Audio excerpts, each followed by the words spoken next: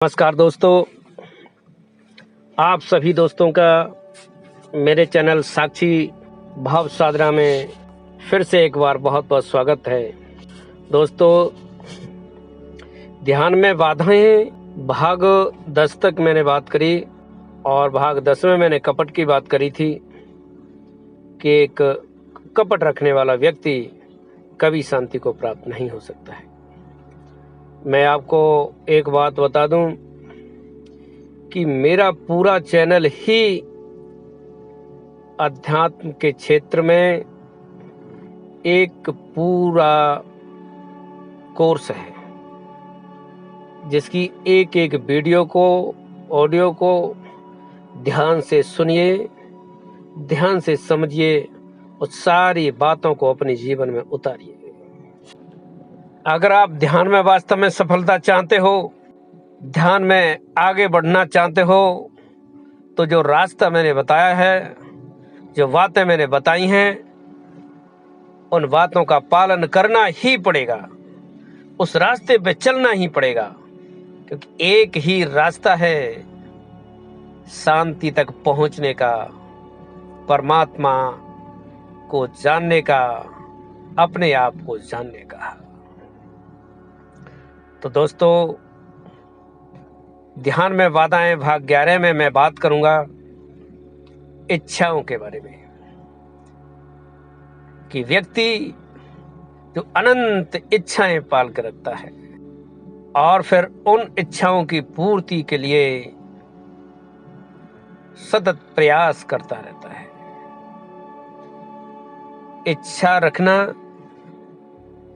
और इच्छाओं की पूर्ति के लिए प्रयास करना कोई बुरी बात नहीं है, लेकिन दोस्तों, पहली बात तो यह है कि मनुष्य को ठीक से इस बात का ज्ञान नहीं है कि हमारे लिए क्या अच्छा है और क्या बुरा है।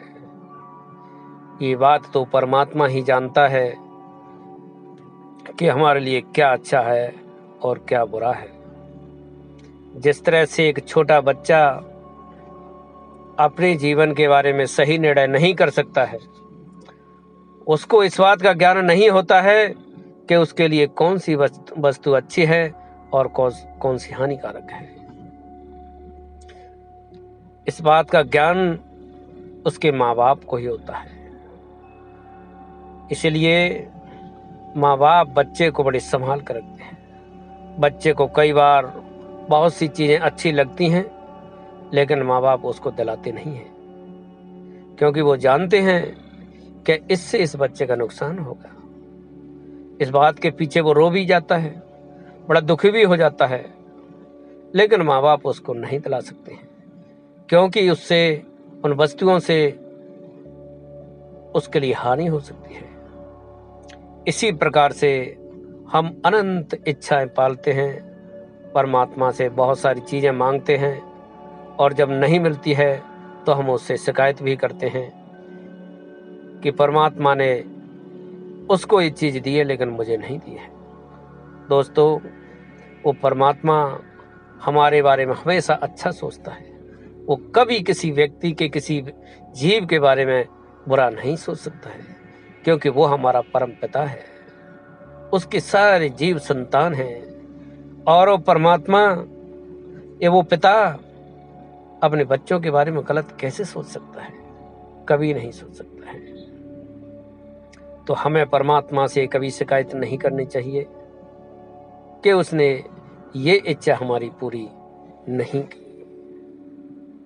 व्यक्ति 24 घंटे अपने मन में कुछ विचार पालता रहता है। हर समय उसके मन में जो विचार चलते रहते हैं, तमाम इच्छाएं चलती रहती हैं, उसी के कारण हमारे ध्यान में पैदा हुई शक्ति हमेशा क्षीण होती रहती है और हम शक्तिहीन बनते चले जाते हैं। इसी के कारण व्यक्ति के अंदर अनंत आध्यात्मिक शक्तियां विलुप्त हो जाती हैं। उसके सारे चक्र शांत हो जाते हैं। सारे चक्र सुषुप्त अवस्था में पड़े रहते हैं। उसका अवचेतन मन सुषुप्त अवस्था में रहता है। इसीलिए मनुष्य अपनी बुद्धि का, अपने दिमाग का, अपनी क्षमता का कहते हैं कि सिर्फ 3 से 5% तक ही यूज कर पाता है। बाकी की क्षमताएं शांत पड़ी रहती हैं और अंततः शरीर के साथ ही नष्ट हो जाती हैं, जल जाती हैं। तो हे दोस्तों, इच्छाओं पर, विचारों पर थोड़ा नियंत्रण रखिए, उस पर ध्यान रखिए कि कौन सा विचार हमें करना है, कौन सा विचार नहीं करना है, कौन सी इच्छा हमें करनी है, कौन सी नहीं करनी है।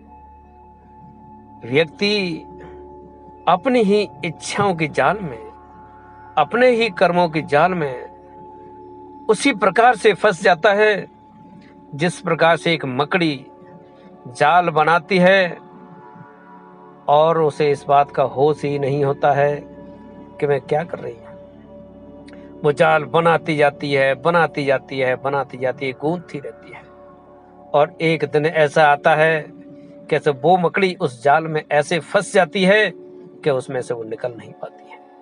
जब वो निकलने का प्रयास करती है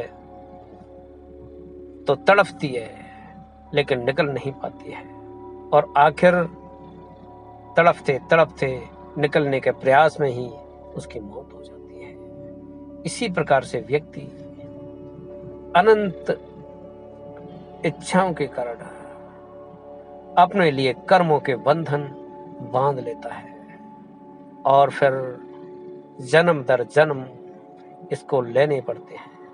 कर्मों के बंधन में ये फंस जाता है और इस जीवन में भी ये हमेशा अशांति को प्राप्त होता है। ये कभी शांत नहीं हो पाता है, शांति कभी इसको आ नहीं पाती है। इसलिए हे दोस्तों, अनंत इच्छाओं पर लगाम लगाइए, क्योंकि इच्छाओं का तो यही हाल है कि जिस प्रकार से मान लीजिए कि कहीं आग लग जाए और उस आग को बुझाने के लिए आप घी का उपयोग करो। आप सोचिए, क्या घी डालने से अग्नि बुझ सकती है? नहीं। जितनी ज्यादा अधिक मात्रा में आप घी डालोगे वो अग्नि और उतनी ही अधिक प्रज्वलित होती चली जाएगी, वो बुझेगी नहीं। आग को बुझाने के लिए पानी का उपयोग करना पड़ेगा जो शीतल है। अगर घी डालोगे तो अग्नि और बढ़ती चली जाएगी। इसी प्रकार से व्यक्ति एक इच्छा की पूर्ति करता है, उसकी 2 इच्छाएं जन्म लेती हैं। 2 इच्छाओं की पूर्ति करता है, उसकी 4 इच्छाएं जन्म लेती हैं। कभी इच्छाएं पूरी नहीं हो पाती हैं और उन इच्छाएं जब पूरी नहीं होती हैं तो व्यक्ति को क्रोध उत्पन्न होता है और जब क्रोध उत्पन्न होता है तो उसकी शांति भंग हो जाती है, उसका ज्ञान भंग हो जाता है, उसकी बुद्धि काम करना बंद कर देती है। क्रोध में व्यक्ति कभी सही निर्णय नहीं ले सकता है, वो गलत कदम उठाता है और कई बार क्रोध में ऐसे काम भी हो जाते हैं जिनका सुधार पूरे जीवन भर नहीं होता है, जिनका पछतावा हमेशा रहता है। इसलिए हे दोस्तों, इच्छाओं पर लगाम रखिए, इच्छाओं पर ध्यान रखिए। देखिए, इच्छाएं बहुत बड़ी भी होती हैं, बड़ी बड़ी इच्छाएं भी होती हैं। गाड़ी, घर, पैसा, अनंत प्रकार के पद और छोटी छोटी इच्छाएं भी होती हैं, बहुत छोटी छोटी, जिनकी उम्मीद हम घर में बच्चों से करते हैं, दोस्तों से करते हैं, अपनी पत्नी से या पति से करते हैं। जब वो इच्छाएं पूरी नहीं होती हैं तो भी क्रोध उत्पन्न होता है और हम अशांति को प्राप्त हो जाते हैं। इसलिए हे दोस्तों, इच्छाओं पर कंट्रोल करना भी एक तप है, एक तपस्या है जो करनी पड़ेगी। एक ध्यानी व्यक्ति को अपनी इच्छाओं पे बहुत कंट्रोल रखना पड़ेगा। एक ध्यानी व्यक्ति के लिए शांति से बढ़ करके और कुछ नहीं है, सबसे बढ़ करके शांति है। इसलिए इन चीज़ों का ध्यान रखिए और शांति से ध्यान करते रहिए, पढ़ते रहिए। मिलते हैं अगली वीडियो में, तब तक अपना ख्याल रखिए। धन्यवाद।